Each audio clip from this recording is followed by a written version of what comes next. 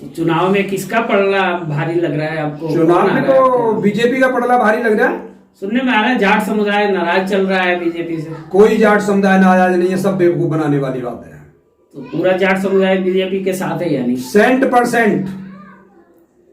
अच्छा, और जी आपका क्या मानना है? देखो धर्मवीर जी ने आपका बताया, नाम क्या है? पहले अपना नाम बताइए। मेरा नाम सोनू है, सोनू सिंह रघुवंशी।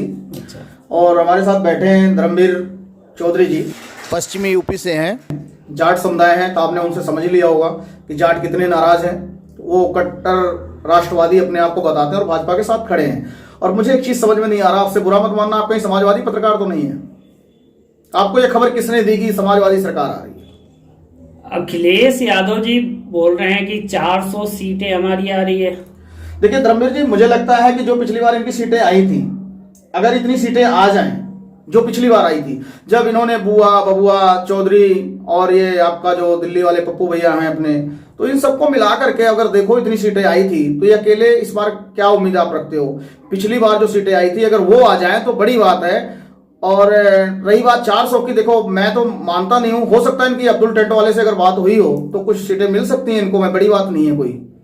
लेकिन पब्लिक इनको जो सीटें दे रही पिछली बार जो आई थी उसमें ही 2-4 सीटें ऊपर नीचे हो सकती है। समझ लेना 10 मार्च बबुआ हाफ और बबनी और बुआ साफ।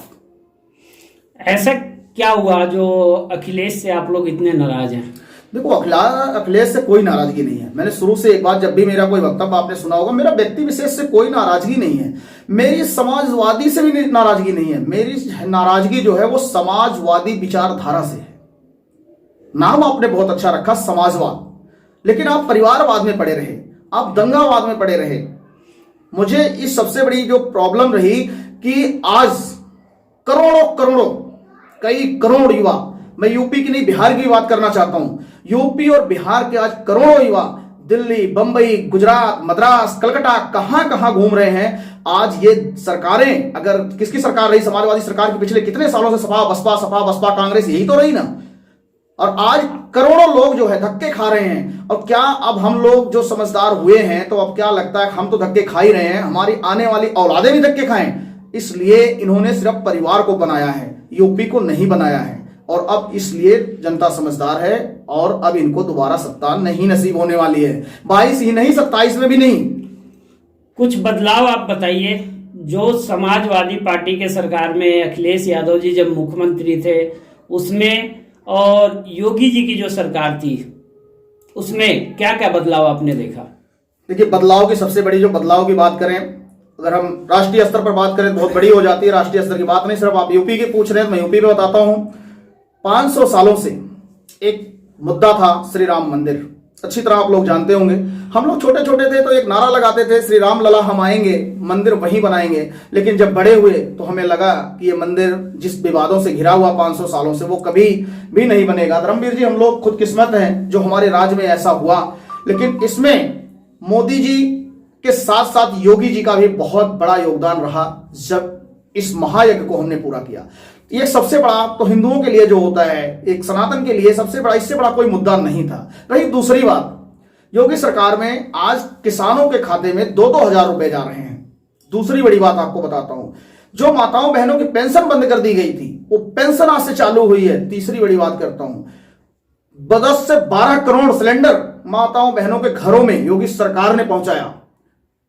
आज मैं तीसरी बड़ी बात करता हूं, और घर घर में जो एक हफ्ते बिजली आती थी, एक हफ्ते नहीं आती थी, ट्रांसफार्मर अगर खराब हो गया तो ट्रांसफार्मर 2-2 महीने, 1.5 महीने में नहीं ठीक होता था, आज वो 24 घंटे में ठीक होता है। और शहर में 24 घंटे और गांव में 20 घंटे, 18 से 20 घंटे बिजली आती है। इससे बड़ी बात मैं और क्या कह सकता हूं? कितने बदलाव आप पूछोगे। आज जो बहन बेटियां घर से बाहर निकलने से डरती थी वो डंके की चोट पे बाहर निकलती हैं और एक आवाज पर पुलिस कार्रवाई होती है।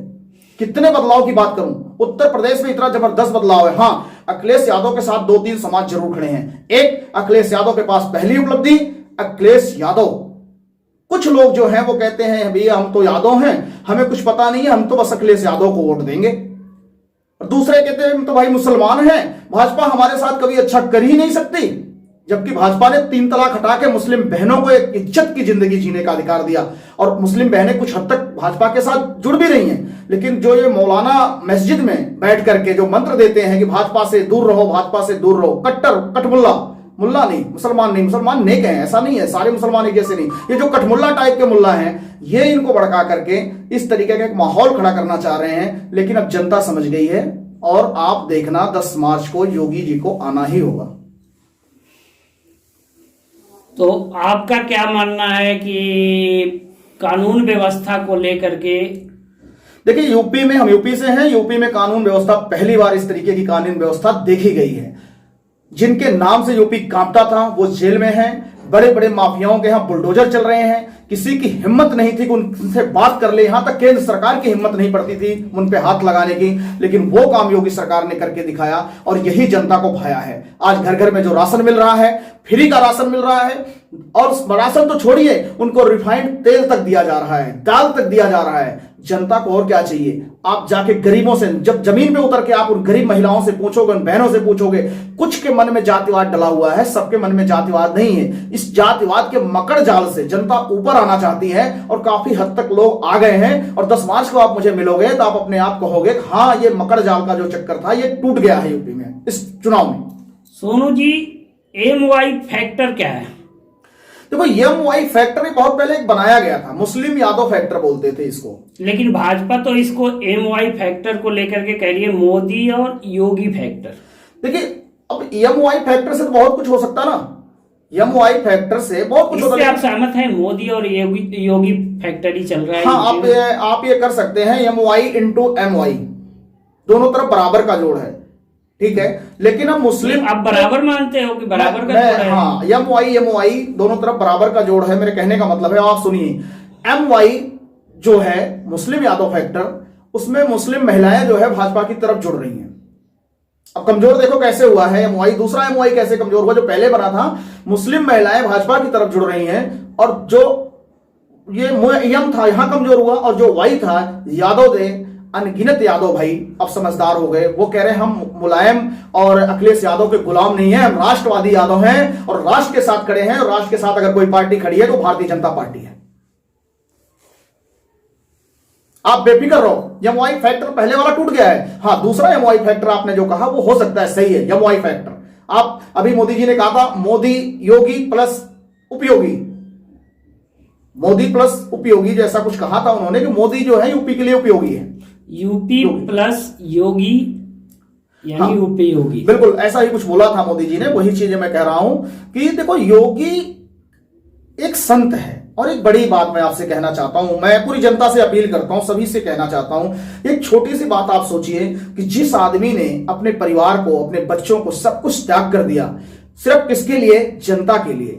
उसके ना तो उसे भ्रष्टाचार करने की कोई जरूरत है और ना वो कभी भ्रष्टाचार कर सकता, क्योंकि उसके आगे पीछे कोई नहीं है। इसलिए मैं भी एक अपील आप सभी से करना चाहता हूं, हे राष्ट्र प्रेमियों, हे देश प्रेमियों, मैं आप सभी से ये आपने आराधना करता हूं और मैं आप सभी से एक आग्रह करता हूं कि आप भी अपने दिमाग को कभी ठंडे दिमाग से सोचिए कि आपके जातिवाद नेता, जो जातिवाद नेता बनकर आए हैं, उन्होंने आपको क्या दिया? जातियों के नाम पर मायावती कहां से उठी और आज कहां पे हैं कि आपकी पूरी जिंदगी खत्म हो जाएगी, आप उनकी संपत्ति की गिनती नहीं कर पाएंगे। मैं सभी दलित भाइयों से कहता हूं, आप मायावती की संपत्ति पूरी जिंदगी में आप गिनती नहीं कर पाएंगे। और मैं यादव भाइयों से कहता हूं, मुलायम सिंह यादव की अगर आप संपत्ति गिनती करने बैठेंगे, आपकी 2-3 पुश्तें निकल जाएंगी, आप उनकी गिनती नहीं कर पाएंगे। और मैं ऐसे अनगिनत लोगों की बातें करता हूं जो लोग जातिवाद के नेता बन के आते हैं, उन जातियों को मिलता क्या है?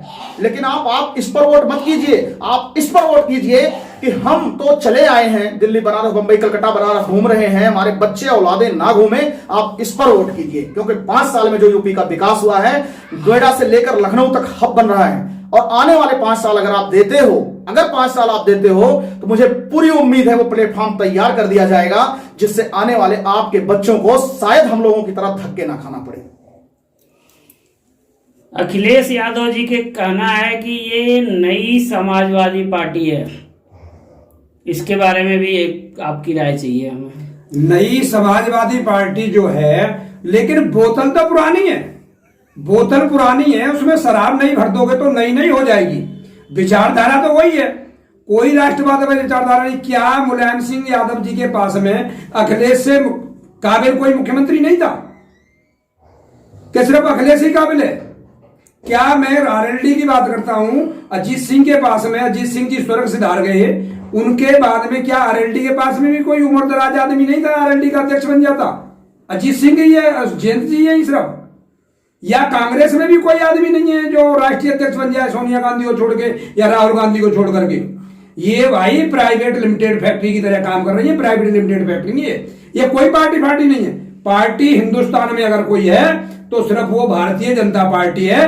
कि ये नहीं पता कि अगला भारतीय जनता पार्टी का जिला अध्यक्ष या भारतीय जनता पार्टी का प्रदेश अध्यक्ष या जो है का प्रदेश अध्यक्ष या जो है का पूरा राष्ट्र का अध्यक्ष कौन भारतीय जनता पार्टी का बनेगा या प्रधानमंत्री अगला कौन बनेगा, इनमें तो सबको सब पता है अगली बार कौन आने वाला है। और बोलिए क्या पूछना चाहते हैं आप? समाजवादी पार्टी को लेकर के आपकी क्या राय है? देखिए, समाजवादी पार्टी, अभी आप कह रहे हैं कि नई सपा है, भाई आप लोग को लगता होगा नई सपा है। आप जितने भी उन्होंने टिकट बांटे हैं मुझे बता दो किसको नए को टिकट दे दिया है? वही सपा है जिससे जनता खफा है, वही सपा है जिससे जनता खफा है। कोई नई सपा नहीं है, वही सपा है, वही सपा के प्रत्याशी हैं और जनता अच्छी तरह समझदार है। 10 मार्च को जनता वहीं पे उनको भेज देगी वापस। तो आपको क्या लगता है कि समाजवादी पार्टी ने गलत उम्मीदवारों को चयन किया है? तो आपको क्या लगता है जो जेल में पड़े हैं उन्हें टिकट दे रहे हैं, जिनके ऊपर सैकड़ों मुकदमे चल रहे हैं, जिनके ऊपर सैकड़ों मुकदमे चल रहे हैं, वो नाहिद हसन को ले लो आप, देखो जिसपे आरोप है दंगा करवाने का, हिंदुओं का पलायन करवाने का। इतना सब कुछ होने के बाद भी अगला उससे टिकट दे रहे हैं। तो अब कोई देखो, कोई ये जनता समझदार है, कोई नहीं चाहता कि हिंदू का पलायन हो। और ये देश हिंदू मुस्लिम का देश है, चाहे उत्तर प्रदेश हो चाहे देश हो, सभी शांतिपूर्वक रहते हैं। हाँ, कुछ मैंने कहा आपसे, कुछ कटमुल्ला टाइप के लोग हैं जिन्हें वो भड़काने का काम कर रहे हैं, जिसमें एक आपके वो जाहिल आजम जी भी हैं। जाहिल आजम जी भी लगातार भड़काते रहते हैं, दाढ़ी वाले। तो ठीक है, कोई दिक्कत नहीं है, लेकिन परेशानी कोई नहीं है। 10 मार्च मैंने कहा ना, सब साफ, सिर्फ भाजपा।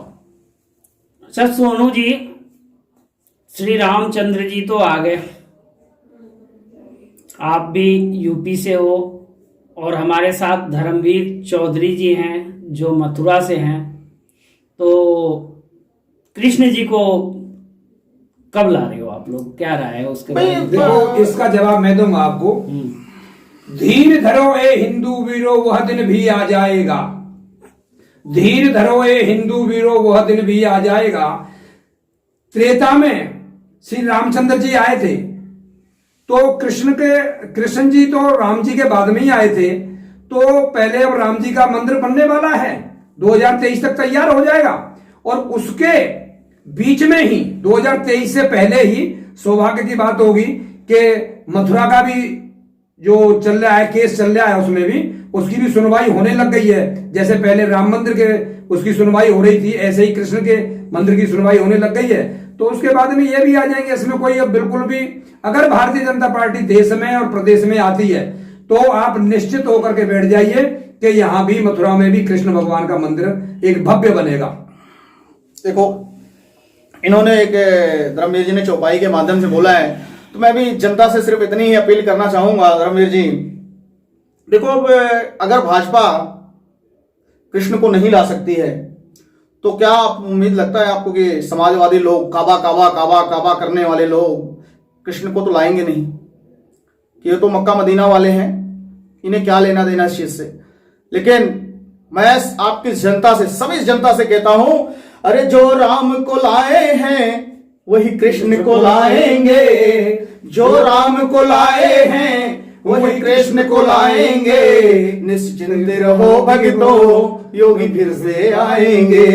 निश्चिंत रहो भक्तों, योगी फिर से आएंगे। मोदी जी आए हैं, मोदी जी आए हैं, योगी भी आएंगे। मोदी जी आए हैं, योगी भी आएंगे। निश्चिंत रहो भक्तों, साइकिल पर भी हम भगवा लहराएंगे। साइकिल पर भी हम भगवा लहराएंगे। जय श्री राम। राधे